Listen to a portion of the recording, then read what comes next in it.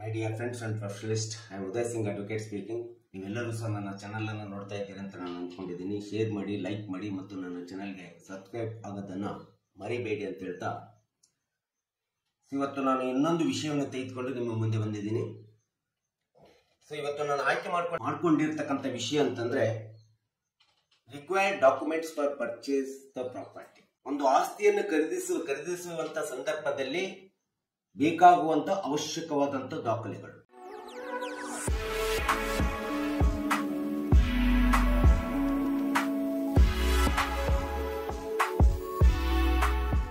Indian property act 1882 ಅನ್ನ ನಾವು ನೋಡ್ತಾ ಹೋದ್ರೆ ಸೆಕ್ಷನ್ 52 ಅಡಿಯಲ್ಲಿ ಯಾವುದೇ ಆಸ್ತಿಯನ್ನು ಒಬ್ಬರಿಂದ ಇನ್ನೊಬ್ಬರಿಗೆ ವರ್ಗಾವಣೆ ಮಾಡಿಕೊಳ್ಳುವಂತ ಸಂದರ್ಭದಲ್ಲಿ ಅಥವಾ ಪ್ಲಾಟ್ ಇರ್ಬೋದು, ಭೂಮಿ ಇರ್ಬೋದು, ಅಥವಾ ಮನೆ ಇರ್ಬೋದು, ಬಿಲ್ಡಿಂಗ್ ಇರ್ಬೋದು, ಇವುಗಳನ್ನ ಖರೀದಿ ಮಾಡುವಂತ ಸಂದರ್ಭದಲ್ಲಿ ಈ ಒಂದು ಆಕ್ಟಿನ ಅಡಿ ಒಳಗಡೆ ಒಬ್ಬರಿಂದ ಒಬ್ಬರಿಗೆ ವರ್ಗಾವಣೆ ಮಾಡತಕ್ಕಂಥದ್ದು ಅಥವಾ ಖರೀದಿ ಮಾಡಿಕೊಳ್ಳತಕ್ಕಂಥದ್ದನ್ನು ನಾವು ನೋಡ್ತೀವಿ. ಇಂಥ ಒಂದು ಇವತ್ತಿನ ದಿನಗಳಲ್ಲಿ ಬಹಳಷ್ಟು ನೀವು ಯಾವುದೇ ಒಬ್ಬ ವ್ಯಕ್ತಿ ಇನ್ನೊಬ್ಬರಿಂದ ಒಂದು ಮನೆಯನ್ನ ಅಥವಾ ಪ್ಲಾಟ್ ಅನ್ನ ಅಥವಾ ಭೂಮಿಯನ್ನ ಖರೀದಿ ಮಾಡಬೇಕಾದ್ರೆ ತುಂಬಾ ಹುಷಾರಾಗಿರ್ಬೇಕಾಗುತ್ತೆ. ಯಾಕಂದ್ರೆ ನೀವು ಲಕ್ಷಗಟ್ಟಲೆ ಹಣವನ್ನ ಇನ್ವೆಸ್ಟ್ಮೆಂಟ್ ಮಾಡ್ತೀರಿ.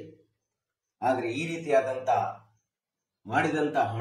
ಇನ್ವೆಸ್ಟ್ಮೆಂಟ್ ಮಾಡಿದಂತ ಹಣ ಇವತ್ತಿನ ದಿನಗಳಲ್ಲಿ ಈ ಒಂದು ತೆಗೆದುಕೊಳ್ಳುವ ವ್ಯವಹಾರ ಏನಿದೆ ಬಹಳಷ್ಟು ಜನ ಮೋಸ, ವಂಚನೆ, ಅನ್ಯಾಯಕ್ಕೆ ಒಳಗಾಗಿರ್ತಕ್ಕಂಥದ್ದು. ಅದು ವಿಶೇಷವಾಗಿ ಇವತ್ತು ಉದ್ಯೋಗದಲ್ಲಿರ್ತಕ್ಕಂಥ ಸರ್ಕಾರಿ ಉದ್ಯೋಗದಲ್ಲಿರ್ತಕ್ಕಂಥ ನೌಕರಸ್ಥರು ಇರ್ಬೋದು, ಅಥವಾ ನಿವೃತ್ತಿ ಹೊಂದಿರ್ತಕ್ಕಂಥ ನೌಕರದಾರರು ಇರ್ಬೋದು, ಮತ್ತು ಕಷ್ಟಪಟ್ಟು ದುಡಿದಂತ ಮಧ್ಯಮ ವರ್ಗದವರು ಇರ್ಬೋದು, ಬಡವರ್ಗದವರು ಇರ್ಬೋದು, ಇವರೆಲ್ಲರೂ ಸಹ ಇಂಥ ಒಂದು ಮನೆಯನ್ನ, ಪ್ಲಾಟ್ ಅನ್ನ ಅಥವಾ ಭೂಮಿಯನ್ನ ಖರೀದಿ ಮಾಡಬೇಕಾದ್ರೆ ತುಂಬಾ ಹುಷಾರಾಗಿರ್ಬೇಕಾಗುತ್ತೆ. ತುಂಬಾ ಎಚ್ಚರಿಕೆಯಿಂದ ನೋಡ್ಬೇಕಾಗುತ್ತೆ. ಎಲ್ಲ ದಾಖಲೆಗಳನ್ನ ಪರಿಶೀಲನೆ ಮಾಡಬೇಕಾಗುತ್ತೆ. ಯಾಕಂದ್ರೆ ಈ ಎಲ್ಲ ವರ್ಗದವರು ಏನಿದಾರಲ್ಲ, ತಮ್ಮದೇ ಆದಂತ ಸ್ವಾಭಿಮಾನದ ಬದುಕಿನಿಂದ ಒಂದಿಷ್ಟು ದುಡಿದು, ಕಷ್ಟಪಟ್ಟು ದುಡಿದು, ತಾವು ದುಡಿದಂತ ಹಣದಲ್ಲಿ ಗಳಿಸಿ ತಮ್ಮದೇ ಆದಂತ ಒಂದು ಪ್ಲಾಟ್ ಅನ್ನು ಅಥವಾ ಭೂಮಿಯನ್ನು ಅಥವಾ ಮನೆಯನ್ನು ಕೊಂಡ್ಕೊಂಡು ತಮ್ಮದೇ ಒಂದು ಐಡೆಂಟಿಟಿಯನ್ನ, ಅಸ್ಮಿತೆಯನ್ನ ಕಂಡುಕೊಳ್ಬೇಕು ಸಮಾಜದಲ್ಲಿ ಎಂಬತಕ್ಕಂತ ಒಂದು ಸಹಜವಾದಂತ ಉದ್ದೇಶ, ಸ್ವಾಭಿಮಾನ, ಆಸೆ, ಆಕಾಂಕ್ಷೆ, ಗುರಿಗಳನ್ನು ಹೊಂದಿರತಕ್ಕಂಥದ್ದು ನಾವು ಸಹಜವಾಗಿ ಕೊಡ್ತಾರೆ ಸಮಾಜ. ವಿಶೇಷವಾಗಿ ಮಧ್ಯಮ ವರ್ಗದವರು, ಉದ್ಯೋಗಸ್ಥರು, ನಿವೃತ್ತಿ ಉದ್ಯೋಗಿಗಳು, ನೌಕರಸ್ಥರು, ಇವರು ತುಂಬಾ ಕಷ್ಟಪಟ್ಟು ದುಡಿದಿರ್ತಾರ, ಒಂದಿಷ್ಟು ಕೂಡಿರ್ತಿರ್ತಾರ.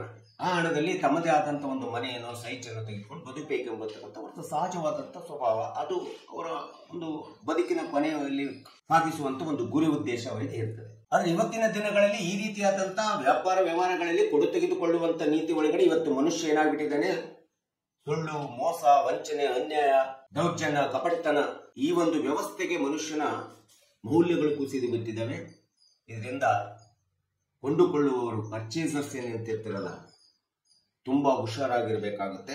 ಇಂಥ ಕೆಟ್ಟ ವ್ಯವಸ್ಥೆ ಒಳಗಡೆ ತಮ್ಮದೇ ಆದಂತ ಒಂದು ಬದುಕಿನ ಆಶಾ ಕಿರಣವನ್ನ ಈಡೇರಿಸಿಕೊಳ್ಳುವಂತ ಒಂದು ಉದ್ದೇಶ ಏನಿದೆ ಅದು ನಶಿಸಿ ಹೋಗದಂತೆ ಒಂದು ಹುಷಾರಾಗಿ ಕಾನೂನುಬದ್ಧವಾದಂತ, ಕಾಯ್ದೆಬದ್ಧವಾದಂತ ಒಂದು ಜ್ಞಾನವನ್ನು ಪಡ್ಕೊಂಡು, ಕಾನೂನಿನ ನಿಯಮಗಳ ಪ್ರಕಾರ ದಾಖಲೆಗಳನ್ನು ನೋಡಿಕೊಂಡು, ಮತ್ತು ತುಂಬಾ ಚಾಣಾಕ್ಷತನದಿಂದ ತುಂಬಾ ಜ್ಞಾನವನ್ನ ಜ್ಞಾನದ ಮೂಲಕ ವಿಚಾರ ಮಾಡಿ ತಮ್ಮದೇ ಆದಂತ ಸಾಮರ್ಥ್ಯವನ್ನು ನೋಡಿಕೊಂಡು ಈ ಒಂದು ಮನೆ ಇರ್ಬೋದು, ಪ್ಲಾಟ್ ಇರ್ಬೋದು, ಭೂಮಿ ಇರ್ಬೋದು, ಖರೀದಿಯನ್ನು ಮಾಡತಕ್ಕಂಥದ್ದು, ಮಾಡಿಕೊಂಡು ತಮ್ಮ ಆಸೆಯನ್ನ, ಉದ್ದೇಶವನ್ನು ಈಡೇರಿಸಿಕೊಳ್ಳತಕ್ಕಂಥದ್ದು ತುಂಬಾ ಅವಶ್ಯಕತೆ. ಹೀಗಾಗಿ ನಾನು ಈ ವಿಡಿಯೋನ ಹೇಗೆ ಹೇಳ್ತಾ ಇದ್ದೀನಿ ಅಂತಂದ್ರೆ, ಇವತ್ತು ಬಹಳಷ್ಟು ಜನ ಈ ರೀತಿಯಾದಂತ ಒಂದು ತಮ್ಮದೇ ಆದಂತ ಸಣ್ಣ ಆಶಾಕಿರಣಗಳನ್ನ ಈಡೇರಿಸಿಕೊಳ್ಳಿಕ್ಕೋಸ್ಕರ ನಾವು ಒಂದಿಷ್ಟು ಕಷ್ಟಪಟ್ಟು ದುಡಿದು ಕೂಡಿರ್ತಕ್ಕಂಥ ಹಣವೂ ಸಹ ಕಳೆದುಕೊಂಡು ಆಸ್ತಿನೂ ಹೋಯ್ತು, ಹಣನೂ ಹೋಯ್ತು ಎಂಬತಕ್ಕಂಥ ರೀತಿ ಒಳಗಡೆ ಇವತ್ತು ನ್ಯಾಯಾಲಯಗಳಲ್ಲಿ ದಾಖಲೆಗಳು ಆಗ್ತಾ ಇರ್ತಕ್ಕಂಥದ್ದು, ಮುಕದ್ದಮೆಗಳು, ವ್ಯಾಜ್ಯಗಳು ದಾಖಲೆ ಆಗ್ತಾ ಇರ್ತಕ್ಕಂಥದ್ದನ್ನ ನಾವಿಲ್ಲಿ ನೋಡ್ತಾ ಇದ್ದೀವಿ. ನೀವು ಯಾವುದೇ ಒಂದು ಆಸ್ತಿನ ಖರೀದಿ ಮಾಡಿ, ಮನೆ ಇರ್ಬೋದು, ಪ್ಲಾಟ್ ಇರ್ಬೋದು, ಏನೇ ಇರ್ಬೋದು, ಆದ್ರೆ ಮಾಡುವಂತ ಸಂದರ್ಭದಲ್ಲಿ ಆ ತೆಗೆದುಕೊಳ್ಳುವಂತ ಆಸ್ತಿ ಏನಿದೆಯಲ್ಲ ಅದು ಕಾನೂನುಬದ್ಧವಾದಂತ ವ್ಯಾಪ್ತಿ ಒಳಗಡೆ ಇದೆಯೋ ಇಲ್ಲೋ ಎಂಬತಕ್ಕಂಥ ದಾಖಲೆಗಳನ್ನ ನೀವು ನೋಡ್ಬೇಕಾಗುತ್ತೆ. ಯಾವುದೇ ಒಂದು ಭೂಮಿಯನ್ನ ಅಥವಾ ಸೈಟ್ ಅನ್ನ, ಮನೆಯನ್ನ ಪರ್ಚೇಸ್ ಮಾಡುವಂತ ಸಂದರ್ಭದಲ್ಲಿ ಸಾಮಾನ್ಯವಾಗಿ ನೀವು ನೋಡಬೇಕಾದಂತ ಒಂದು ಕಾನೂನುಬದ್ಧವಾದಂತ ದಾಖಲೆಗಳಂತಂದ್ರೆ ನಾವು ಫಸ್ಟ್ ನೋಡ್ಬೇಕು, ಮದರ್ ಡೀಡ್ ಅನ್ನು ನೋಡ್ಬೇಕು. ಅಂದ್ರೆ ಆ ಭೂಮಿಯ, ಸೈಟ್, ಆ ಮನೆ ಎಲ್ಲಿಂದ ಬಂದಿದೆ, ಮೂಲ. ಮದರ್ ಅಂದ್ರೆ ಮೂಲ, ಮದರ್ ಡೀಡ್ ಅನ್ನು ನೋಡ್ಬೇಕಾಗುತ್ತೆ. ನಂತರ ಸೇಲ್ ಡೀಡ್ ಅನ್ನು ನೋಡ್ಬೇಕಾಗುತ್ತೆ. ಸೇಲ್ ಡೀಡ್ ಅಂದ್ರೆ ಯಾರ್ಯಾರಿಂದ ಮಾರಾಟ ಆಗಿದೆ, ಯಾರಿಂದ ಬಂದಿದೆ, ಅವ್ರಿಗೆ ಏನ್ ಬಂದಿದೆ, ವಂಶ ಪರಂಪರವಾಗಿ ಬಂದಿದೋ ಅಥವಾ ಅವರ ಲೀಗಲ್ ಏರ್ಸ್ ನಿಂದ ಬಂದಿದೆಯೋ ಅಥವಾ ಯಾರಿಂದ ಬೇರೆ ಕಡೆಯಿಂದ ತೆಗೆದುಕೊಂಡಿದ್ದಾರೋ. ಸೊ ಒಬ್ರು ತೆಗೆದುಕೊಂಡ್ಬಿಟ್ಟು ಇನ್ನೊಬ್ಬರಿಗೆ ಮಾರಾಟ ಮಾಡಿರ್ತಾರೆ, ಆಗ first party, second party, third party ಅಂತೇಳಿ ಸೇಲ್ ಡೀಡ್ ಆಗಿರ್ತದೆ. ಯಾರ್ಯಾರು ತೆಗೆದುಕೊಂಡು ಯಾರ್ಯಾರಿಗೆ ಮಾರಿದರೆ ಅವರೆಲ್ಲರಿಂದಲೂ ಇರ್ತಕ್ಕಂಥ ಒಂದು ಒರಿಜಿನಲ್ ಸೇಲ್ ಡೀಡ್ ಅನ್ನ ಖರೀದಿ ಪತ್ರವನ್ನ ನೀವು ಪಡ್ಕೋಬೇಕಾಗುತ್ತೆ. ಫಸ್ಟ್ ಪಾರ್ಟಿ ಇಂದ ನಿಮಗೆ ಬರಬೇಕಾದ್ರೆ ಫಸ್ಟ್ ಪಾರ್ಟಿಯ ಸೇಲ್ ಡೀಡ್, ಮೂಲ ಸೇಲ್ ಡೀಡ್ ಬೇಕು. ಒಂದು ವೇಳೆ ಫಸ್ಟ್ ಪಾರ್ಟಿ ತೆಗೆದುಕೊಂಡು ಇನ್ನೊಂದು ಪಾರ್ಟಿಗೆ ಮಾರಾಟ ಮಾಡಿದ್ದ ಅಂದ್ರೆ ಆ ಇಬ್ಬರದು ಕೂಡ ಮೂಲ ಒರಿಜಿನಲ್ ಸೇಲ್ ಡೀಡ್ ಅನ್ನ ನೀವು ತೆಗೆದುಕೋಬೇಕಾಗುತ್ತೆ. ಸೊ ಇದ್ರ ಜೊತೆಗೆ ಖಾತೆ ಎಕ್ಸ್ಟ್ರಾಕ್ಟ್ ಅನ್ನು ನೋಡಬೇಕು. ಕೆಲವರು ಏನ್ ಮಾಡಿರ್ತಾರೆ ಅಂದ್ರೆ ಪವರ್ ಆಫ್ ಅಟಾರ್ನಿಯನ್ನ ಮಾಡಿಕೊಟ್ಟಿರ್ತಾರೆ. ಆ ಪವರ್ ಆಫ್ ಅಟಾರ್ನಿ ಕೂಡ ಮೂಲ ಪವರ್ ಆಫ್ ಅಟಾರ್ನಿಯನ್ನ ತೆಗೆದುಕೋಬೇಕಾಗುತ್ತೆ. ಎನ್ಕಂಬ್ರೆನ್ಸಸ್ ಸರ್ಟಿಫಿಕೇಟ್ ಅನ್ನು ತೆಗೆದುಕೋಬೇಕು. ಋಣಭಾರ ಪ್ರಮಾಣ ಪತ್ರವನ್ನು ತೆಗೆದುಕೋಬೇಕು. ನೋ ಅಬ್ಜೆಕ್ಷನ್ ಸರ್ಟಿಫಿಕೇಟ್ ಅನ್ನು ತೆಗೆದುಕೋಬೇಕು. ಮತ್ತು ಎಲ್ಲ tax paid receipt, tax paid ಆಗಿದೆ ಇಲ್ಲ ಎಂಬತಕ್ಕಂಥದ್ದ ರೆಸಿಪ್ಟ್ ಅನ್ನು ನೋಡ್ಬೇಕಾಗುತ್ತೆ. ಸೊ ಯಾರಿಂದ ಯಾರಿಗೆ ಬಂದಿದೆ ಎಂಬತಕ್ಕಂಥ ಮುಟೇಶನ್ ಅನ್ನು ಕೂಡ ನೀವು ಕರೆಕ್ಟ್ ಆಗಿ ನೋಡ್ಬೇಕಾಗುತ್ತೆ. ಸೊ ಎಲ್ಲ ಸಾಮಾನ್ಯವಾದಂತ ಎಲ್ಲ ದಾಖಲೆಗಳು ನಿಮ್ಗೆಲ್ಲರಿಗೂ ಗೊತ್ತಿದೆ. ಆದ್ರೆ ಗೊತ್ತಿದ್ರು ಸಹ ನಾವು ಈ ಎಲ್ಲ ದಾಖಲೆಗಳನ್ನು ಅವಲೋಕನ ಮಾಡುವುದರಲ್ಲಿ, ಒಂದು ಆಸ್ತಿಯನ್ನ, ಒಂದು ಮನೆಯನ್ನ ಖರೀದಿ ಮಾಡುವುದರಲ್ಲಿ, ಭೂಮಿಯನ್ನ ಖರೀದಿ ಮಾಡುವುದರಲ್ಲಿ ನಾವು ಸಹಜವಾಗಿ ಈ ದಾಖಲೆಗಳ ಕಾನೂನಿನಬದ್ಧವಾದಂತಹ ದಾಖಲೆಗಳ ವ್ಯಾಪ್ತಿಯಿಂದ ನಾವು ಹೊರಗೆ ಇದ್ದು ಖರೀದಿ ಮಾಡಿ ಮೋಸಕ್ಕೆ, ವಂಚನೆಗೆ ಒಳಗಾಗಿರ್ತಕ್ಕಂಥದ್ದು ಇವತ್ತು ಬಹಳಷ್ಟು ಜನಗಳನ್ನ ನಾವು ನೋಡ್ತೀವಿ.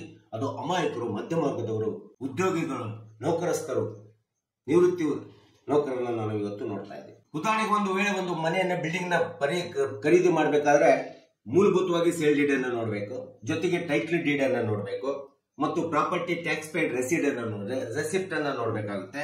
ಬಿಲ್ಡಿಂಗ್ ಅಪ್ರೂವ್ಡ್ ಪ್ಲಾನ್ಸ್ ಅನ್ನು ನೋಡಬೇಕು. ಬಿಲ್ಡಿಂಗ್ ಗೆ ಪರ್ಮಿಷನ್ ಕೊಟ್ಟಿದ್ದಾರೋ ಇಲ್ಲೋ ಕನ್ಸರ್ನ್ ಅಥಾರಿಟಿ ಎಂಬತಕ್ಕಂಥದ್ದನ್ನು ನೋಡಬೇಕು. ಮತ್ತು ಎನ್ಕಂಬ್ರೆನ್ಸಸ್ ಸರ್ಟಿಫಿಕೇಟ್ ಅನ್ನು ನೋಡಬೇಕು. ಸೊ ಬಿಲ್ಡಿಂಗ್ ಕನ್ಸ್ಟ್ರಕ್ಷನ್ ಪರ್ಮಿಷನ್ ಜೊತೆಗೆ NOC ಕೂಡ ತೆಗೆದುಕೋಬೇಕಾಗುತ್ತೆ. ಸೊ ಎಷ್ಟೋ ಜನ ಏನಾಗಿದೆ ಅಂತಂದ್ರೆ ಆ ಬಿಲ್ಡಿಂಗ್ ಅನ್ನ ಪರ್ಚೇಸ್ ಮಾಡ್ತಾರೆ. ಪರ್ಚೇಸ್ ಮಾಡಿದಂತ ಸಂದರ್ಭದಲ್ಲಿ ಆ ಬಿಲ್ಡಿಂಗ್ ಏನಾಗುತ್ತೆ ಅಂತಂದ್ರೆ ಅದು ಒಬ್ಬರಿಂದ ಒಬ್ಬರಿಗೆ ಮಾರಾಟ ಆಗಿರ್ತದೆ. ಯಾರೋ ಒಬ್ರು ನಡುವೆ ಕೋರ್ಟ್ ನಲ್ಲಿ ವ್ಯಾಜ್ಯವನ್ನು ದಾವೆ ಹೂಡಿರ್ತಾರೆ. ಆ ದಾವೆ ಸಹ ಒಂದು ಶೂಟ್ ನಲ್ಲಿ ದಾವೆ ಆಗಿದ್ದು ನಂತರ ಅದು RS ಹೋಗಿರ್ತದೆ. ಆ ಒಂದು ಕೋರ್ಟ್ ನಲ್ಲಿ ಇರ್ತಕ್ಕಂಥ ವ್ಯಾಜ್ಯವನ್ನು ಮುಚ್ಚಿಟ್ಟು ಇನ್ನೊಬ್ಬರಿಗೆ ಮಾರಾಟ ಮಾಡಿಬಿಡ್ತಾರೆ, ತೆಗೆದುಕೊಂಡು ಬಿಡ್ತಾರೆ. ತೆಗೆದುಕೊಂಡಂತ ಸಂದರ್ಭದಲ್ಲಿ ನೀವು ಸಹಜವಾಗಿ ಲಕ್ಷಗಟ್ಟಲೆ, ಕೋಟಿಗಟ್ಟಲೆ ಹಣವನ್ನ ಬಿಲ್ಡಿಂಗ್ ಮೇಲೆ ಕೊಟ್ಟು ತೆಗೆದುಕೊಂಡ ಸಂದರ್ಭದಲ್ಲಿ ನೀವು ಮೋಸದ ಜಾಲಕ್ಕೆ ಒಳಗಾಗ್ತೀರಿ.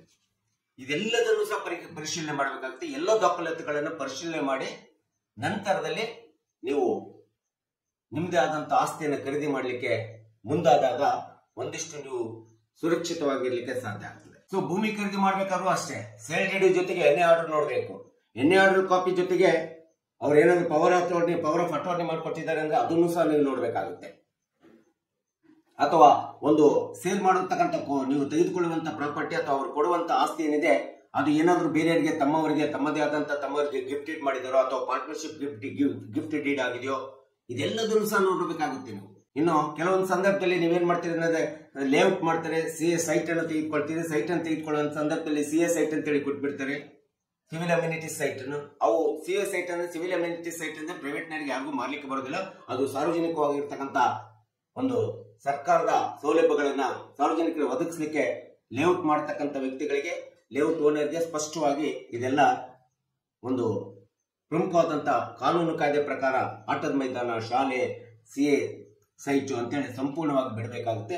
ಆ ರೀತಿ ಬಿಟ್ಟಿರ್ತಕ್ಕಂಥ CA ಸೈಟ್ ಅನ್ನು ಕೂಡ ಮಾರ್ಲಿಕ್ಕೆ ಬರೋದಿಲ್ಲ, ನೀವು ತೆಗೆದುಕೊಳ್ಳಿಕ್ಕೂ ಸಹ ಆಗೋದಿಲ್ಲ. ಸೊ ಇಂಥ ಕೆಲವೊಂದು ಬಹಳಷ್ಟು ಲೇಔಟ್ ಗಳಲ್ಲಿ ಏನಾಗುತ್ತೆ ಅಂತಂದ್ರೆ ಕೆಲವರು ಏನ್ ಮಾಡ್ತಾರೆ ಅಂದ್ರೆ ಲೇಔಟ್ ಮಾಡುವಂತ ಸಂದರ್ಭದಲ್ಲಿ ಏನೇ ಮಾಡಿಸಿದಾದ್ಮೇಲೆ ಲೇಔಟ್ ಮಾಡುವಂತ ಸಂದರ್ಭದಲ್ಲಿ ಪ್ಲಾಟ್ ಗಳನ್ನು ಮಾಡುವಂತ ಸಂದರ್ಭದಲ್ಲಿ ಅದರಲ್ಲಿ 2 ವಿಧವಿರ್ತದೆ, ಏಕನಿವೇಶನ ಮತ್ತು ಬಹುನಿವೇಶನ ಅಂತೇಳಿ. ಕೆಲವರು ಏನ್ ಮಾಡ್ತಾರೆ, ಏಕನಿವೇಶನ ಎಂಬತಕ್ಕಂಥ ಸೈಟ್ ಅನ್ನು ಮಾಡಿಬಿಟ್ಟು ಅದು 10 ವರ್ಷದವರೆಗೆ ಮಾರಾಟ ಮಾಡ್ಲಿಕ್ಕೆ ಬರೋದಿಲ್ಲ. ಆದ್ರೂ ಸಹ ಏನ್ ಮಾಡ್ತಾರೆ ಅಂತಂದ್ರೆ ಏಕನಿವೇಶನ ಮಾಡಿ ಬಹುನಿವೇಶನ ಅಂತ ಹೇಳ್ಬಿಟ್ಟು ಅದನ್ನ ಯಾರಿಗೂ ಮಾರಾಟ ಮಾಡಿಬಿಡ್ತಾರೆ. ಆ ಸಂದರ್ಭದಲ್ಲಿ ಮತ್ತೆ ಅದು ವ್ಯಾಜ್ಯಕ್ಕೆ ಬೀಳ್ತಕ್ಕಂಥದ್ದು, ಕಾನೂನಿನ ನ್ಯಾಯಾಲಯದ ವ್ಯಾಪ್ತಿ ಒಳಗಡೆ ವ್ಯಾಜ್ಯಕ್ಕೆ ಬೀಳ್ತಕ್ಕಂಥದ್ದನ್ನು ನಾವು ನೋಡ್ತೀವಿ. ಯಾಕಂದ್ರೆ ಮಾರಾಟಕ್ಕೆ ಬರದೇ ಇರತಕ್ಕಂಥ ಆಸ್ತಿಯನ್ನು ಅಥವಾ ಫ್ಲಾಟ್ ಅನ್ನ ನೀವು ತೆಗೆದುಕೊಂಡ್ರಿ ಅಂದಾಗ ಸಹಜವಾಗಿ ನಿಮಗೆ ಈ ಒಂದು ದಾವೆ ಒಳಗಡೆ, ನ್ಯಾಯಾಲಯದ ವ್ಯಾಜ್ಯದ ದಾವೆ ಒಳಗಡೆ ಬರ್ತೀರಿ. ಆಗ ನೀವು ಸಮಸ್ಯೆಯನ್ನು ಎದುರಿಸಬೇಕಾಗುತ್ತೆ.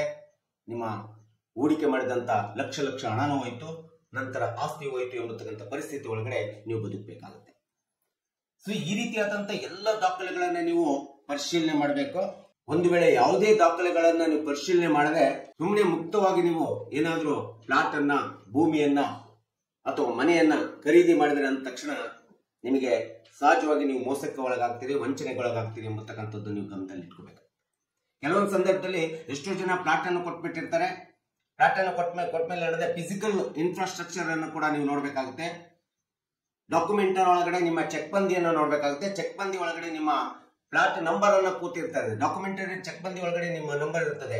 ಫಿಸಿಕಲ್ ಆಗಿ ನೋಡಿದಾಗ, ಪ್ರಾಕ್ಟಿಕಲ್ ಆಗಿ ನೋಡಿದಾಗ ಅಲ್ಲಿ ನಿಮ್ಮ ಪ್ಲಾಟ್ ನೀವು ಚೆಕ್ ಬಂದಿ ಒಳಗಡೆ ಹಾಕಿರ್ತಕ್ಕಂಥ ನಂಬರ್ ಅಲ್ಲಿ ಫಿಸಿಕಲ್ ಆಗಿ ಇರೋದಿಲ್ಲ, ಆ ಪ್ಲಾಟ್ ಇರೋದಿಲ್ಲ. ಆ ಸಂದರ್ಭದಲ್ಲಿ ನಿಮ್ಗೆ ಏನಾಗುತ್ತೆ ಅಂತಂದ್ರೆ ನೀವು ತೆಗೆದುಕೊಂಡಿರ್ತಕ್ಕಂಥ ಪ್ಲಾಟ್ ಬರೀ ಪೇಪರ್ ಮೇಲೆ ತೆಗೆದುಕೊಂಡಿರ್ತೀರಿ, ಆದ್ರೆ ಪ್ರಾಕ್ಟಿಕಲ್ ಆಗಿ ಆ ಲೇಔಟ್ನಾಗೆ ಪ್ಲಾಟೇ ಇರೋದಿಲ್ಲ, ಆ ನಂಬರ್ ಇಂದ ಸಂಖ್ಯೆದು.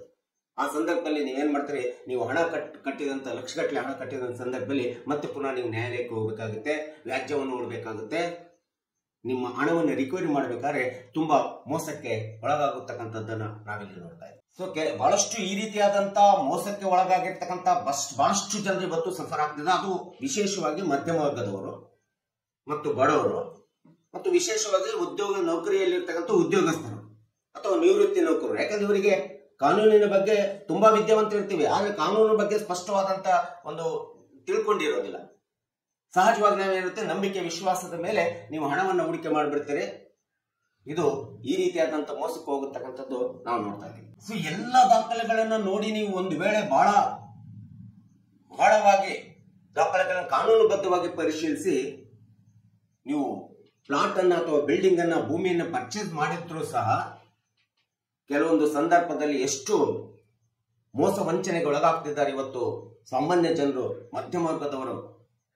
ಈ ಒಂದು ಉದ್ಯೋಗದಲ್ಲಿರ್ತಕ್ಕಂಥ ನೌಕರಸ್ಥರು ಎಷ್ಟು ಮೋಸಕ್ಕೆ ಒಳಗಾಗ್ತಿದ್ದಾರೆ ಅಂತಂದ್ರೆ, ಈ ಒಂದು ಪರ್ಚೇಸ್ ಮಾಡುವಂತ ಪ್ರಾಪರ್ಟಿ ಮೇಲೆ ಯಾವುದೇ ವಿಧವಾದಂತ ಕೇಸ್ ಇದೆಯೋ ಇಲ್ಲ ಎಂಬತಕ್ಕಂಥದ್ದು ಮಾರುವಂತವನ್ನು ಹೇಳೋದಿಲ್ಲ.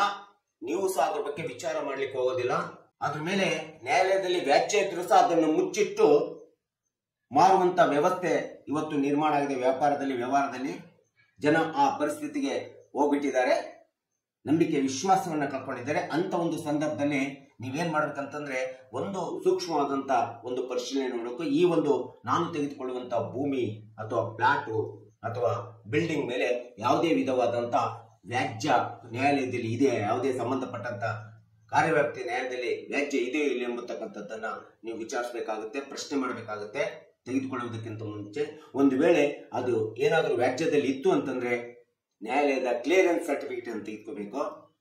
ಈ ಒಂದು ಭೂಮಿಯ ಮೇಲೆ ಇದ್ದಂತ ದಾವೆ ಸಂಪೂರ್ಣವಾಗಿ ಒಂದು ಕ್ಲಿಯರೆನ್ಸ್ ಆಗಿದೆ ಎಂಬತಕ್ಕಂಥ ಸಂಬಂಧಪಟ್ಟಂತ ನ್ಯಾಯಾಲಯದಲ್ಲಿ ಕ್ಲಿಯರೆನ್ಸ್ ಸರ್ಟಿಫಿಕೇಟ್ ಅನ್ನು ತೆಗೆದುಕೊಂಡ ನಂತರದಲ್ಲಿ ಆ ದಾಖಲೆಯನ್ನು ನೋಡಿದ ನಂತರದಲ್ಲಿ ನೀವು ಪರ್ಚೇಸ್ ಮಾಡತಕ್ಕಂಥದ್ದು ತುಂಬಾ ಅವಶ್ಯಕ ಅಂತೇಳಿ ನಾವು ಹೇಳ್ಬೇಕಾಗುತ್ತೆ. ಯಾಕಂದ್ರೆ ಇವತ್ತಿನ ದಿನಗಳಲ್ಲಿ ಒಂದಿಷ್ಟು ಹಣವನ್ನು ತುಂಬಾ ಕಷ್ಟಪಟ್ಟು ನಿಮ್ದೇ ಆದಂತ ಕೆಲವರು ಬಹಳಷ್ಟು ಸ್ವಾಭಿಮಾನದಿಂದ ಸ್ವಾವಲಂಬನೆಯಿಂದ ಬದುಕ್ತಿರ್ತಾರೆ. ತಾವು ಕಷ್ಟಪಟ್ಟಂತ ದುಡ್ಡಿನಿಂದ ಮಾತ್ರ ತಮ್ಮದೇ ಆದಂತ ಅಸ್ತಿತ್ವನ, ಬದುಕನ್ನ, ಒಂದಿಷ್ಟು ಮನೆಯನ್ನ ಅಥವಾ ಭೂಮಿಯನ್ನ ತೆಗೆದುಕೊಂಡು ಒಂದಿಷ್ಟು ತಮ್ಮದೇ ಆದಂತ ಅಸ್ಮಿತೆಯನ್ನ, ಎಂಟಿಟಿಯನ್ನ ಉಳಿಸ್ಕೊಂಡ್ಬಿಟ್ಟು, ಐಡೆಂಟಿಟಿ ಮತ್ತು ಎಂಟಿಟಿ ಎರಡನ್ನು ಉಳಿಸ್ಕೊಂಡು ಬದುಕ್ತಾ ಇರ್ತಕ್ಕಂಥ ಜನ ಇವತ್ತು ಬಹಳಷ್ಟು ಮಧ್ಯಮ ವರ್ಗದವರಿದ್ದಾರೆ. ಇವರು ಮೋಸಕ್ಕೆ ಒಳಗಾಗಬಾರ್ದು, ಇವರು ವಂಚನೆಗೆ ಒಳಗಾಗಬಾರ್ದು, ಇವರು ಅನ್ಯಾಯಕ್ಕೆ ಒಳಗಾಗಬಾರ್ದು.